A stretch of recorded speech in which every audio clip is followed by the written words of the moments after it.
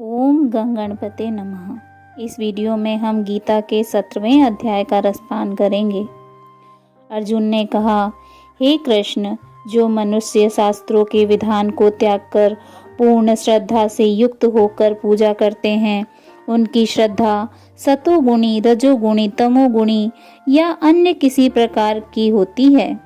श्री कृष्ण भगवान ने कहा, शरीर धारण करने वाले सभी मनुष्यों की श्रद्धा प्रकृति गुणों के अनुसार सात्विक, राजसी और तामसी 3 प्रकार की ही होती है। अब इसके विषय में मुझसे सुनो। हे भरतवंशी, सभी मनुष्यों की श्रद्धा स्वभाव से उत्पन्न अर्जित गुणों के अनुसार विकसित होती है। यह मनुष्य श्रद्धा से युक्त है। जो जैसी श्रद्धा वाला होता है वह स्वयं वैसा ही होता है। सात्विक गुणों से युक्त मनुष्य अन्य देवी देवताओं को पूजते हैं। राजसी गुणों से युक्त मनुष्य यक्ष और राक्षसों को पूजते हैं और अन्य तामसी गुणों से युक्त मनुष्य भूत प्रेत आदि को पूजते हैं। जो मनुष्य शास्त्रों के विधान के विरुद्ध अपनी कल्पना द्वारा व्रत धारण करके कठोर तपस्या करते हैं, ऐसे घमंडी मनुष्य कामनाओं, आसक्ति और बल के अहंकार से प्रेरित होते हैं।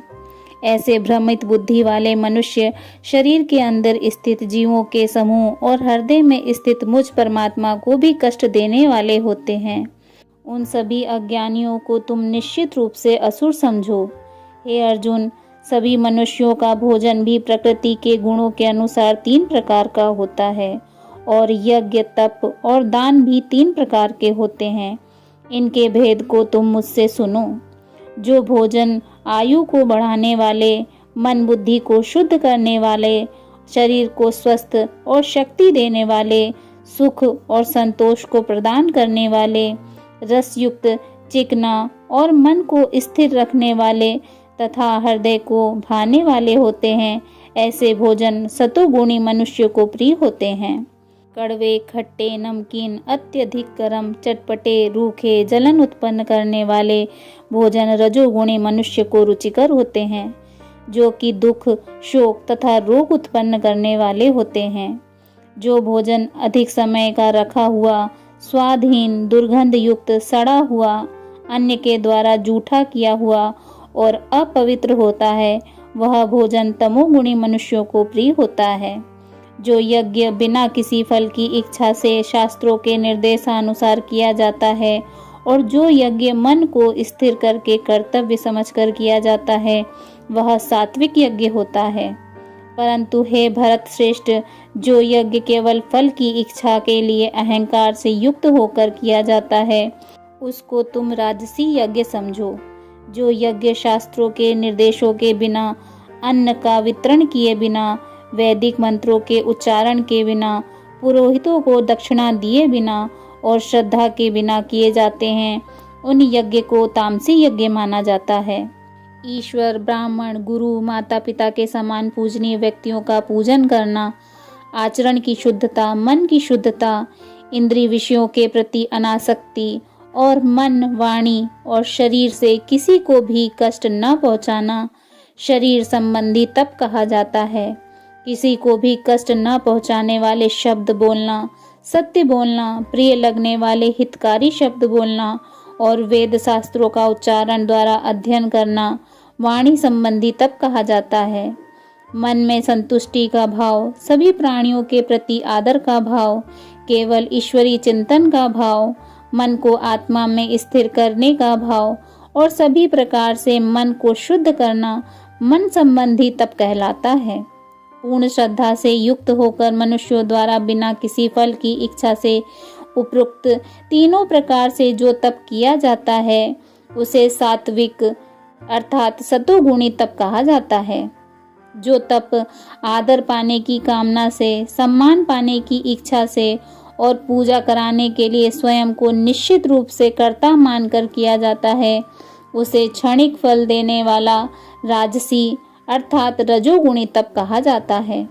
जो तप मूर्खतावश अपने सुख के लिए, दूसरों को कष्ट पहुंचाने के लिए तथा दूसरों के विनाश की कामना से प्रयत्न पूर्वक किया जाता है, उसे तामसी अर्थात तमोगुणी तप कहा जाता है। जो दान कर्तव्य समझकर बिना किसी उपकार की भावना से उचित स्थान में उचित समय पर और योग्य व्यक्ति को दिया जाता है उसे सात्विक अर्थात सतोगुणी दान कहा जाता है। किंतु जो दान बदले में कुछ पाने की भावना से अथवा किसी प्रकार के फल की कामना से और बिना इच्छा के दिया जाता है उसे राजसी अर्थात रजोगुणी दान कहा जाता है। जो दान अनुचित स्थान में अनुचित समय पर अज्ञानता के साथ अपमान करके अयोग्य व्यक्तियों को दिया जाता है उसे तामसी अर्थात तमोगुणी दान कहा जाता है।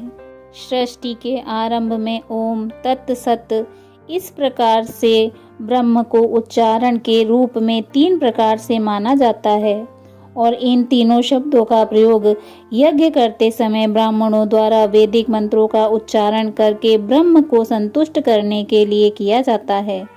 इस प्रकार ब्रह्म प्राप्ति की इच्छा वाले मनुष्य शास्त्र विधि के अनुसार यज्ञ दान और तप रूपी क्रियाओं का आरंभ सदैव ओम शब्द के उच्चारण के साथ ही करते हैं।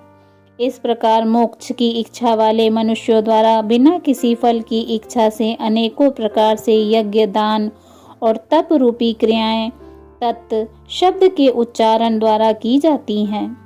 हे प्रथापुत्र अर्जुन, इस प्रकार साधु स्वभाव वाले मनुष्यों द्वारा परमात्मा के लिए सत्य शब्द का प्रयोग किया जाता है तथा परमात्मा की प्राप्ति के लिए जो कर्म किए जाते हैं उनमें भी सत्य शब्द का प्रयोग किया जाता है।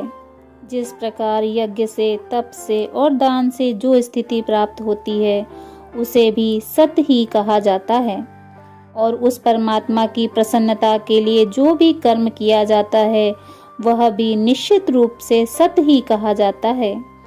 हे प्रथापुत्र अर्जुन, बिना श्रद्धा के यज्ञ दान और तप के रूप में जो भी कुछ संपन्न किया जाता है वह सभी असत्य कहा जाता है। इसलिए वह न तो इस जन्म में लाभदायक होता है और न ही अगले जन्म में लाभदायक होता है। ओम तत्सदिति श्रीमद्भगवद गीता सुपनिषत्सु ब्रह्म विद्याया योग शास्त्रे श्री कृष्ण अर्जुन संवादे श्रद्धात्रय विभाग योगो नाम सप्तदशो अध्याय। इस प्रकार उपनिषद ब्रह्म विद्या और योग शास्त्र रूप श्रीमद् भगवद गीता के श्री कृष्ण अर्जुन संवाद में श्रद्धात्रय विभाग योग नाम का 17वां अध्याय संपूर्ण हुआ। बोलिए श्रीमद् भगवद गीता की जय। श्री हरि विष्णु भगवान की जय। हरि ओम तत्सत।